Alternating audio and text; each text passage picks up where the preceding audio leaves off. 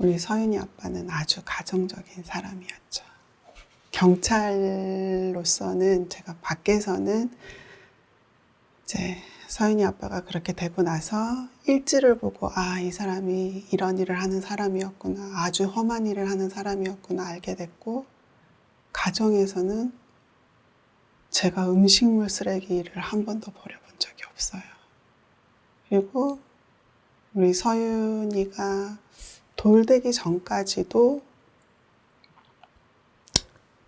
목욕을 저 혼자 시켜본 적이 단 한 번도 없어요.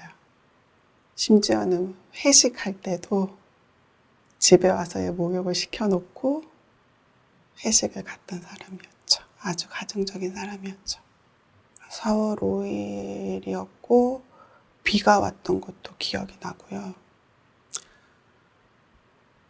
야간 근무 똑같았어요.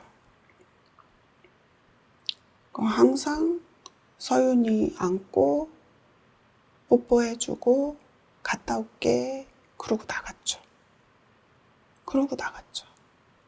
오빠가 서윤이를 재울 때는 전화를 안 해요. 근데 한 10시 넘어서 오빠 핸드폰으로 전화가 왔는데 제가 안 받았어요. 안 받았는데 전화가 또 울리더라고요.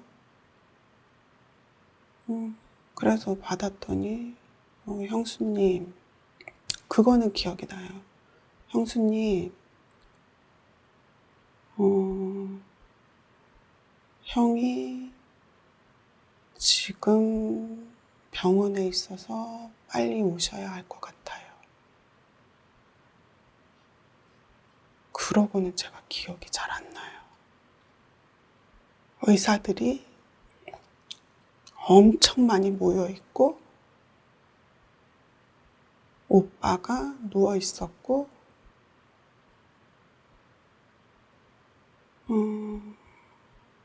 파란색 봉투에 오빠 후배가 오빠가 입었던 그런 경찰옷, 피 묻은 경찰옷을 파란색 봉투에 들고 울고 있었어요. 그리고 의사 선생님이 무슨 말씀을 많이 하셨는데 기억이 안 나고, 아기가 몇 살이죠? 20개월이에요. 그랬더니 아이고, 마음의 준비를 하세요? 그러고는 무슨 일이 일어났는지 잘 기억이 안 나요. 의정부 경찰서 소속이던 고 차정우 경사는 2015년 4월 5일 취객 난동신고 현장에 출동했습니다. 만취 상태였던 신고인은 욕설과 함께 소리를 지르며 차 경사의 얼굴에 머리를 들이밀었습니다. 이를 제지하던 차 경사는 10여 분 후 갑작스러운 두통을 호소하다가 쓰러졌고 곧바로 병원으로 후송됐지만 뇌출혈로 이틀 만에 사망했습니다. 경찰청 홈페이지에서 발표한 자료에 따르면 2015년부터 2019년까지 5년간 경찰 공상자 수는 8,503명이고 69명의 순직자가 발생했습니다. 한 해 평균 1,700여 명이 다치고 13.8명이 사망하는 셈입니다. 하지만 근무 중에 죽거나 다쳐도 순직이나 공상 처리를 제대로 받지 못하는 경우도 있다고 하는데요. 국가 유공자뿐만 아니라 공무원, 처음에는 공무원 순직도 안 됐었어요. 공상자라고 하더라고요. 서윤이 아빠를. 그래서 왜 그러냐 했더니 고혈압이 있어서 순직이 안 된대요.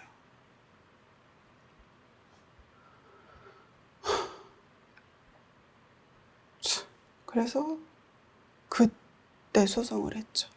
공무원 연금공단에서 온 게 이 결과에 대해서 인정하지 않으면 소송을 해라 이렇게 왔더라고요. 그래서 소송을 했죠. 너무 힘들었어요. 내가 왜 소송을 해야 되지? 당연히 다 해주는 줄 알았어요. 국가유공자도 당연히 되는 줄 알았어요. 근무 중에 그랬으니까요. 안 되더라고요. 그래서 1심에서 패소를 했는데 변호사 찾기도 힘들었어요. 다 안 된다 하더라고요.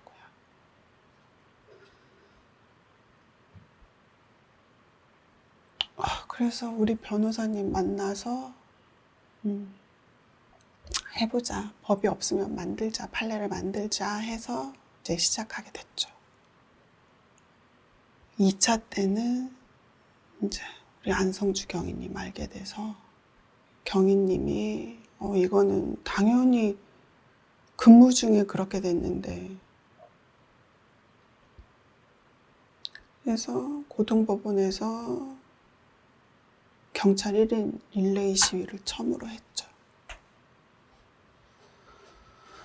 그리고 일부러 기자들도 부른 것 같아요. 근데 그것도 너무 가슴 아팠어요. 이렇게 이슈화 돼야지만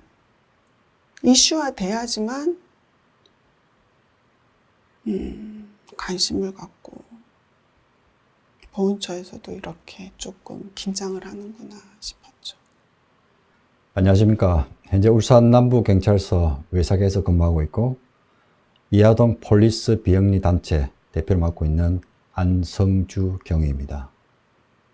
네, 이하동은 이제 아픈 우리 동료를 위해 줄임말로서 이하동 폴리스 비영리 단체입니다. 우리 대한민국 경찰관은 시민들의 다급함에 언제라도 달려가기 위해서 전국 곳곳에 우리 경찰관들이 있습니다. 그 수가 자그마치 14만 명의 우리 동료들이 있습니다. 하지만 우리 경찰관들의 업무 특성상 잦은 근무 고요들에 인해서 수면 부족이라든지 그리고 야간에 주치자들로 인해서 심한 욕설과 모욕 그리고 심지어 폭행까지 당하기는 일쑤입니다.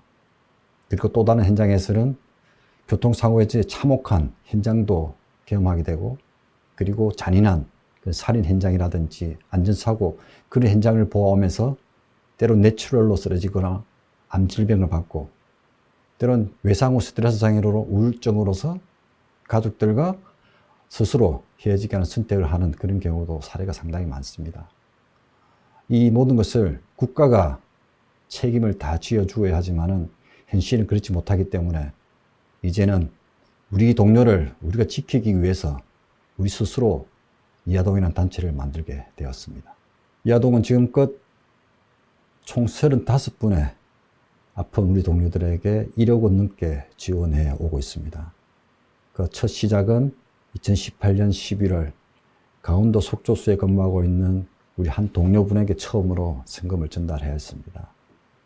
112 신고 출동 중 현장으로 출동하는 도중 뇌출혈로 쓰러져 2년 동안 동료들이 있는 현장으로 복귀하기 위해 그렇게 열심히 재활 치료했지만 끝내 돌아오지 못하고 그런 와중에 당연히 공상 처리가 되었어야 함에도 공상 처리되지 못하여 소송으로도 힘들게 보낸 우리 동료를 시작으로 지금껏 총 35명에게 1억 원 넘게 성금을 지원해 오고 있습니다. 우선 입직 전에는 경찰관 하면 그냥 뭐 나쁜 놈을 잡는다, 나쁜 놈 잡아서 처벌한다, 이런 좀 원론적인 생각만 했었거든요. 근데 막상 들어와 보니까 이제 그 안에 있는 수많은 절차들이 조금 하나하나가 조금 어렵게 느껴지더라고요. 뭐 그런 걸 하나라도 실수를 하게 되면은 좀 억울한 피해자가 될 수도 있고, 그래서 그런 거가 좀 심적으로 부담됐고요. 제가 생각하기에 112 신고하시는 분들의 한 80% 정도는 약간 화다하다 안 내다가 약간 신고하는 그런 경향이 있는 것 같아요. 그러다 보니까 꼭 주치 상태가 아니라도 흥분돼 있는 상태고, 뭐 예를 들자면 뭐 가정폭력이라든지 이런 상황에서는 다 흥분돼 있는 상태에서 저희가 분리하고 뭐 얘기 듣고 하다 보면은 뭐 욕설은 어쩔 수 없이 듣는 것 같아요. 저는 아직 뭐 폭행이라든지 그런 건 당해본 적이 없는데 뭐 같은 팀원이 폭행 당한 것도 봤고, 그래서 뭐 처음에는 좀 힘들긴 했죠. 정신적으로 내가 왜 뭐 이런 소리 들으려고 공부를 그렇게 열심히 했나 그런 생각도 들었었는데, 현장에서 근무하는 경찰관들의 말에 따르면 때론 사건 현장에 출동하는 일보다 민원인을 상대하는 일이 더 어렵게 느껴진다고 합니다. 지구대나 파출소를 수시로 드나드는 취객들의 난동은 제외하더라도 본인의 답답함을 추스리지 못해 경찰관에게 폭언 및 폭행을 가하는 민원인도 적지 않고, 심지어는 애꿎은 경찰관에게 화풀이를 하는 경우도 발생한다고 합니다. 2016년 4월, 서울 관악경찰서에서는 절대 일어나서는 안 될 끔찍한 사건이 발생했습니다. 한 30대 여성이 서울 관악경찰서에 황산을 뿌려 경찰관 4명이 화상을 입었습니다. 이 여성은 피해 경찰관이 자신의 얘기를 들어주지 않자 범행을 저질렀다고 말했습니다. 예, 당직 근무를 하고 있는데요. 민원인이 자기 사건을 상담하러 왔습니다. 상담 내용은 남자친구가 자기를 괴롭힌다는 거예요. 그래서 그 사건을 해결해 주었는데 그 몇 년 후에 다시 연락이 왔습니다. 자기 주거지의 재물 손괴 사건에 자기가 연루되어 있다는 거예요. 그 민원의 요구는 그 사건을 제가 받아서 해결해 주고 담당 경찰관을 혼내주라는 겁니다. 그래서 제가 그걸 거부하자 보온병에 공업용 황산을 담궈서 제 얼굴에 뿌린 사건입니다. 사고 이후에 피부 이식 수술을 4일 거쳐서 받았습니다. 수술을 받는 동안 정말 죽고 싶을 정도 너무 고통스러웠습니다. 그리고 퇴원한 후 집에 돌아왔지만 마음은 너무 많이 아파했음에도 불구하고 인정하고 싶지 않았습니다. 왜냐하면 저희는 총을 가지고 있는 직업이기 때문에 만약 정신적으로 문제가 있다면 낙인을 찍힐 것에 대해서 굉장한 두려움이 있었습니다. 저 역시 그것을 숨기고 복직 생활을 했는데 계속 우울증이 심해져서 나중에 이 극단적인 선택을 시도한 사실이 있습니다. 경찰은 늘 현장 인력이 부족합니다. 늘 현장 인력이 부족한 상황에서 현장 인력은 또 다양하고 예기치 못한 또 일반인들이 쉽게 접하지 못한 그러한 현장 상황 속에서 다양한 심신의 장애를 겪을 수 있는 그런 환경에 쉽게 노출이 되는데요. 이렇게 쉽게 심신의 장애를 겪을 수 있는 환경에 노출되는 반면 현장의 인력이 부족하기 때문에 현장에서 심신의 장애를 앓게 된 이 경찰관들에 대한 조직적인 어떤 그 배려, 조직적인 어떤 보호, 조직적인 치료, 치유 이런 부분들이 전혀 도외시되고 있다라는 그런 문제가 있습니다. 실제 제가 수사과정이었을 때 저희 직원 중에 한 분이 우울증, 심한 우울증을 앓으셨는데요. 현장에서는 이러한 우울증에 대해서 찾아가야 할 심리센터나 심리상담사 이런 부분들은 생각하지도 못하고 이 현장 경찰관이 가지고 있는 업무를 어떻게 다른 직원들에게 분담시킬 것이냐, 그 분담시키는 직원들에게 어떻게 양해를 구할 것이냐 이런 부분에만 급급할 수밖에 없는 그런 상황이었습니다. PTSD, 우리말로 외상후 스트레스 장애란 충격적인 사건을 경험한 후 불안하고 고통스러운 상태가 지속되는 심리적 부적응 상태를 의미합니다. 충격적인 사건으로는 일반적으로 사고나 자연재해, 폭력이나 학대, 성폭행, 살인의 위협 등이 있습니다. 외상후 스트레스 장애는 이러한 사건을 직접 경험하는 것뿐 아니라 사건을 직접 경험하지 않더라도 다른 사람에게 일어난 일을 생생하게 목격하거나 가까운 사람이 경험한 사건에 대해 알게 될 때에도 경험될 수 있습니다. 특히 경찰관, 소방관 같이 외상성 사건에 반복적으로 노출되는 직업을 가진 사람들에게 더 많이 나타납니다. 증상으로는 고통스러운 기억이 자신의 의지와 상관없이 반복적으로 재경험되며 악몽을 자주 꾸거나 외상과 관련된 생각이나 상황에서 회피하는 행동을 보이게 됩니다. 또는 외상 사건의 중요한 측면을 기억하지 못하는 등의 해류 현상이나 공황 발작을 경험할 수 있고 우울, 두려움, 공포, 분노, 죄책감 등 지속적으로 부정적인 정서 상태를 경험할 수 있습니다. 더불어 과도한 경계나 거리두기, 주의 집중 곤란과 수면 장애 등의 문제가 나타날 수도 있습니다. 심한 경우는 정신이 몸을 떠나는 것처럼 느껴지는 이인증이나 현실에 대한 감각과 의식이 무뎌지는 비현실감, 환청, 환시 같은 지각 이상을 경험할 수도 있습니다. 아파트 내 집 보니까 맞아요? 아니 보낸 집이 거예요? 아니고 차잖아 차. 우리 집은 왜? 아니 그러니까 이름이 어떻게 되는 알지? 어떻게 돼요? 이름이 어떻게 돼? 제 알았어. 나와 이름이 어떻게 돼? 자 이름 어떻게 돼요? 오도방정 쓰지 말고. 이름 어떻게 돼요? 아니 씨발 아니 씨발이라니. 욕하지 마시고 욕하지 마요. 본인 이름이 어떻게 돼? 여기 차 아이고. 경비라 경찰관인데. 아이고 경찰관 여기 4명. 예. 경찰관 놀리고 장난치지 말고 그래. 이름이 어떻게 되냐고. 아니 씨발. 꺼야 돼.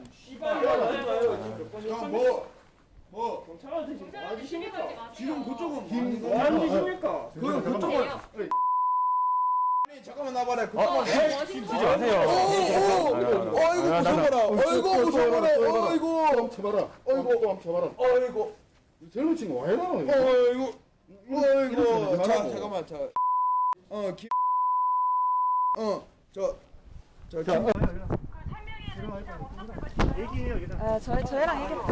사건의 최전선에서 근무하는 경찰은 어느 순간에도 사고의 위험에서 자유롭지 못합니다. 매년 평균 1,700여 명의 공상자가 발생하는데 신체적인 부상 외에도 정신적 문제를 겪는 경찰관들까지 포함한다면 그 수는 더욱 늘어날 것입니다.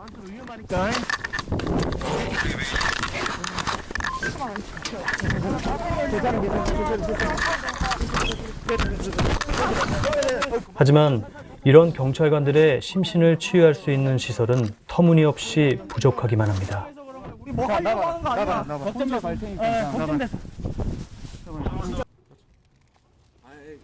아니 자기야 장난하지 마. 하지 마. 형 온다니까. 아니 그러니까 하지 말라고. 아니 근데 자기야 하지 말라고. 미안해. 아니 자기. 경찰관 몸에 저도 손대지 마세요. 아니 그러니까 자기야 하지 말라고. 아니 여보. 아니 미안해. 아니 아니 여보 하지 말라고. 뭐래요? 하지 말라고. 아니 여보. 근데 그 공무집에 가면 형들 chấp합니다. 아 내가. 아니 그만하시라 말씀드렸어요. 보호자 오니까 이야기 좀 하자고. 전화 주세요. 전화해볼게요. 전화 주세요. 아니야 네. 하지 말라. 아니 내가 아는 사람이었는데 못 믿겠다며. 지금이랑 상관없어요. 지금 이 순간에도 많은 경찰관들이 현장에서 사건 사고를 겪으며 외상 후 스트레스 장애로 인한 우울증, 트라우마, 공황장애 등으로 힘들어하고 있습니다. 아 씨발. 몸이 아프면 눈에 보이기 때문에 우리가 치료할 가능성이 있는데요. 마음이 아픈 것은 눈에 보이지 않기 때문에 그 시기를 놓치기가 쉽습니다. 저 역시 그 고칠 시기를 놓쳐서 우울증까지 겹쳐서 극단적 시도까지 한 것 같습니다. 경찰에는 마음동행센터라는 좋은 제도가 있습니다. 그러나 현장에서 근무하는 직원들이 그 동행센터를 이용하기가 쉽지 않습니다. 일단 내가 거기를 감으로써 주변 동료들에게 정신병자라고 낙인 찍힐까 봐 겁을 내고 있고요. 또 윗상사가 나를 어떻게 생각할까라는 두려움 때문에 그 시스템을 이용하지 못하고 있는 것이 사실입니다. 지금 현재 있는 마음동행센터는 그 상담사분들이 방문을 하시면 한 30분 정도, 아니면 저희가 방문을 하게 되면은 1시간, 1시간 반 이 정도밖에 안 하더라고요. 그래서 이게 좀 심리적인 문제를 파악하기에는 너무 짧은 시간이 아닌가라는 생각이 들더라고요. 뭐 지금 현재 그 경찰관들의 이러한 심신안정 힐링 센터와 관련된 역할을 하기 위해서 여러 가지 이 사업들이 추진되고는 있습니다. 전국에 시도 지역별로 하나씩 이 심신과 관련된 상담을 할 수 있는 그런 병원을 지정을 해서 운영을 하고 있는데요. 하지만 그럼에도 불구하고 현장 경찰관들이 이러한 그 시스템을 전혀 활용하지 못하고 있다라는 그런 현실 인식에서 먼저 시작을 해야 될 것 같습니다. 왜 활용하지 못하고 있느냐?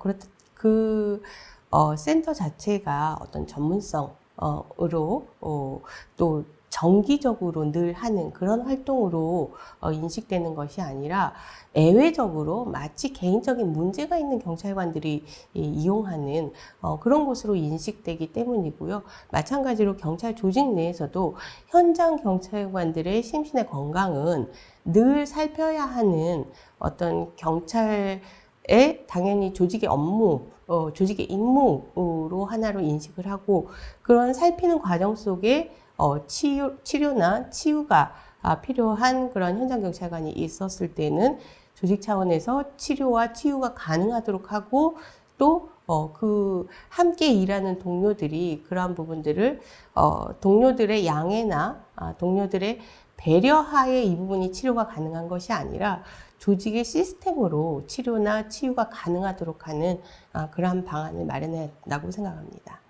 PTSD를 방치하게 되면 상황에 대한 인지가 더욱 왜곡되고 증상이 악화되어 고통스러운 증상, 즉 충격의 재경험, 감정 회피 또는 마비 증상, 불안하고 집중하기 어려운 과민 반응 등이 지속될 뿐 아니라 현실 도피, 대인 기피증, 자아 붕괴, 자학 또는 중독, 만성 통증 등으로 인해 일상생활을 유지하기가 힘들어질 수 있습니다.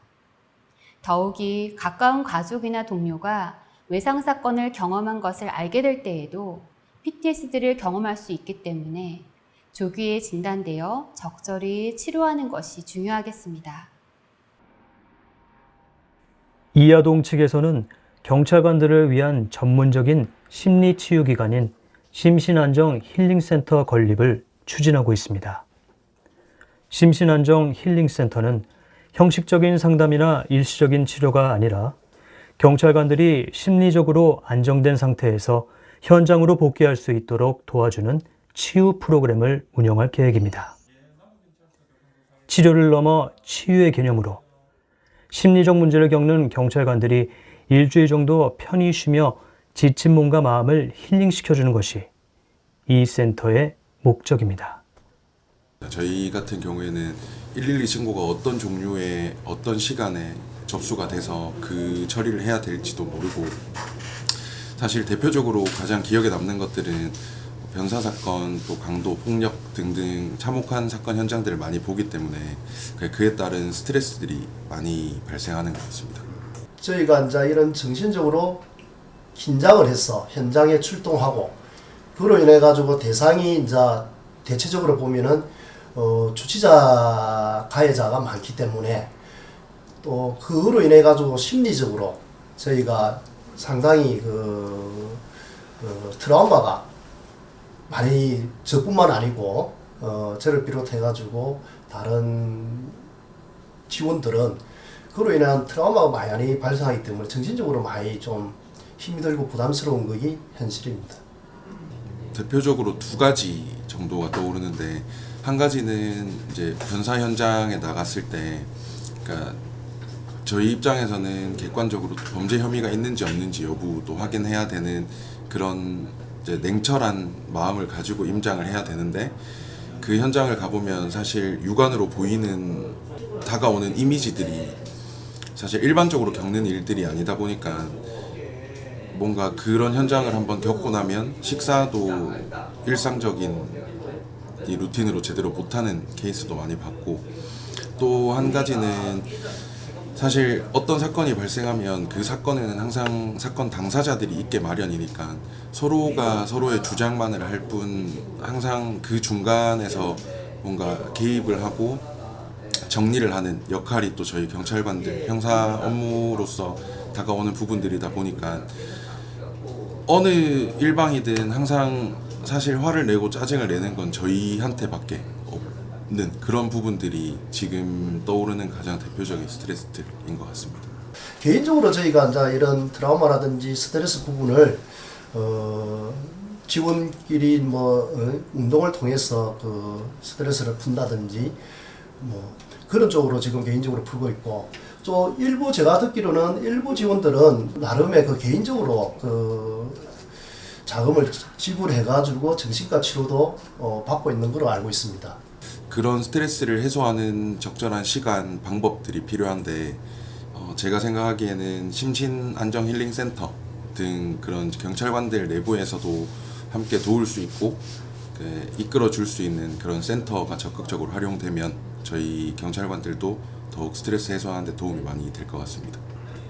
우리가 작년 10월 29일입니까? 이태원 참사 이런 부분에도 실질적으로 거기에 현장에서 진짜 땀을 흘리면서 그 구조 활동을 한 직원들이 많거든요. 보이지 않는. 그런 사람들은 그런 현장을 봤을 때 진짜 그 사람들은 진짜 정신적으로 그런 트라우마가 앞으로 살아가면서도 많이 거기 지울 수가 없는 그런 상처로 남지 않을까, 그런 생각이 듭니다. 그런 사람들, 현장에 있는 사람들을 좀 적극적으로 좀 이런, 물론 그게 트라우마가 깔끔하게 없어지지는 않겠지만은 그런 국가 차원에서나 그런 부분에 대해서 좀 적극적으로 좀 지원을 해주면 아무래도 현장에 있는 사람들이 좀 자부심을 가지고 부담 없이 이래 활동을 하는데 많은 도움이 될 것 같습니다. 저희는 서윤이 아빠가 없어서 끝난 건 아니에요. 저희는 영원해요. 이 고통과 아픔이 영원해요. 시간이 지나가면 아니요. 더 또렷하게 기억나고요. 더 매일매일 더 보고 싶고요. 정말 현충원 그 비석 비국 저는 자요, 거기서. 떠나고 싶질 않아요, 거기를. 근데 아프신 분들도 많이 있다고 들었는데 그분들도 제대로 된 치료를 못 받았다고 제가 얘기를 들어서 너무너무 마음이 아팠어요. 일하다가 다쳤는데 왜 본인 돈으로 치료를 받아야 되고 정신적 지원도 받지 못하고 왜 그래야 되죠? 당연히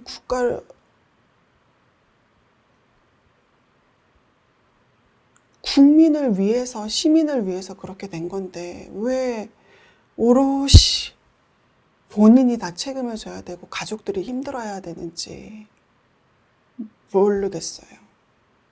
현장의 경찰관들이 심신의 건강을 위협하게 하는 요소들은 당연히 늘상 존재합니다. 그렇기 때문에 경찰관들의 심신 건강과 관련된 부분들은 일상적으로 정기적으로 경찰에서 살펴야 되는 그러한 부분이고, 그렇게 일상적으로 정기적으로 살피기 위해서는 이런 전문적인 센터 건립이 필요하고, 이런 전문적인 센터 건립이 애외적인, 개인에게 발생한 애외적인 그러한 심신의 건강의 훼손에 대한 치유하는 것이 아니라 경찰관이기 때문에, 경찰 현장 경찰관으로서 임무를 하기 때문에 발생할 수 있는 문제이고, 그 문제를 그렇기 때문에 경찰의 조직 차원에서 시스템적으로 돌본다라는 그런 인식을 가지고 만들기 때문에 이러한 심신건강 힐링센터와 같은 그런 센터가 필요하다라고 생각합니다. 얼마 전까지만 하더라도 사회적으로 큰 사건, 사고가 있었고, 이에 언론 매체를 통해 이전보다는 PTSD에 대해 많이들 알고 계실 텐데요. 하지만 여전히 PTSD의 위험성을 과소평가하거나 사회적 인식이 부족하고, PTSD를 겪는 사람들에 대해 의지나 멘탈이 약한 사람으로 보는 등의 부정적 평판이나 시선이 존재하는 것이 사실입니다. 이에 안타깝게도 PTSD를 겪는 분들이 적절한 시기에 치료를 받지 못하고 방치되는 경우가 많습니다.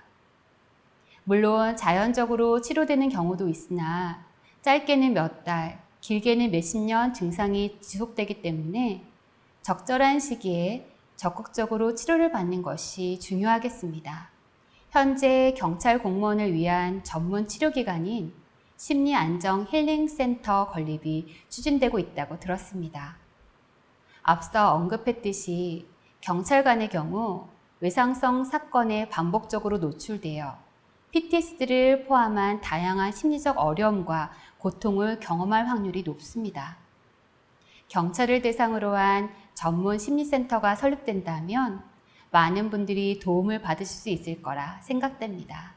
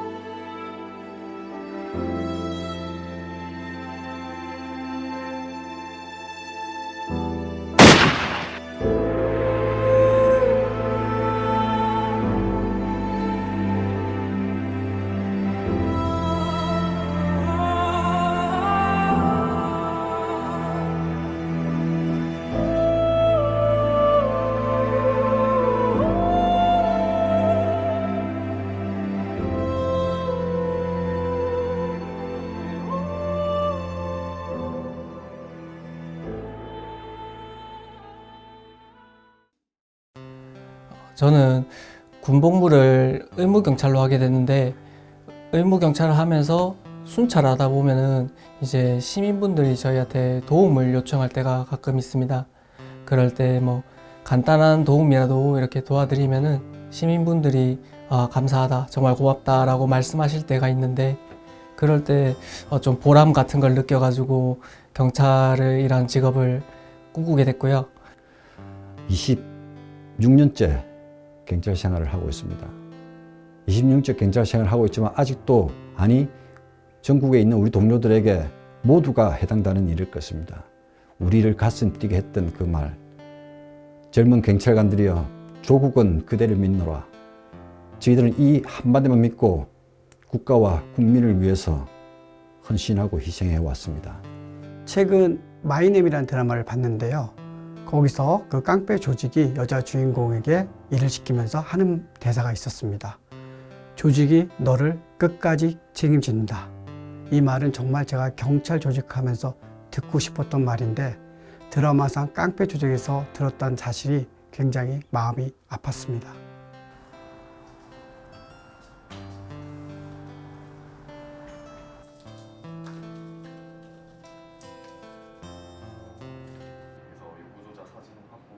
초중고 학생들의 장래희망 순위에서 경찰은 늘 최상위권을 차지합니다. 경찰은 죄 지은 사람을 잡고 어려운 상황에 처한 시민을 돕기 위해 위험을 무릅쓰는 영웅 같은 존재이기 때문이겠죠.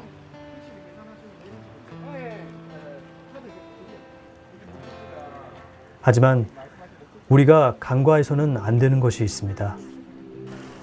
경찰관도 우리와 똑같은 사람이라는 사실입니다. 그들 역시 누군가의 아버지 혹은 어머니이며 누군가의 딸이자 아들이기도 합니다.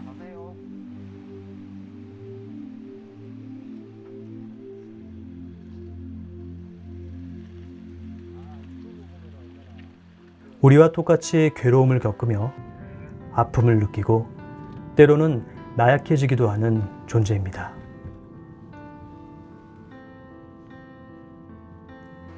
이런 경찰관들을 위해 우리가 해줄 수 있는 일은 무엇일까요?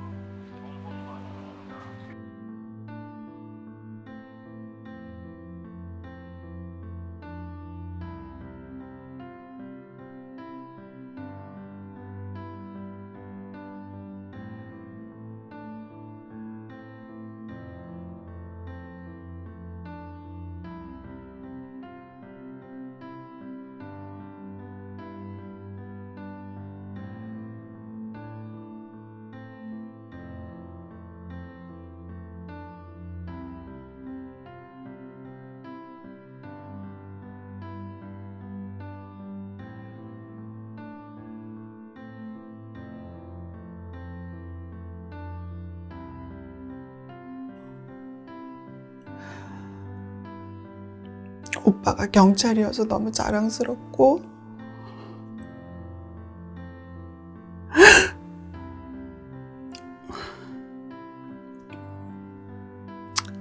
너무 고맙고 미안하고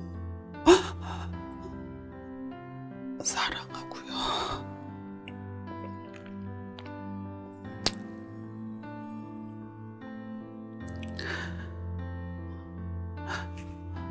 시간이 엄청 빨리 가서 하늘나라에서 빨리 만나고 싶어요.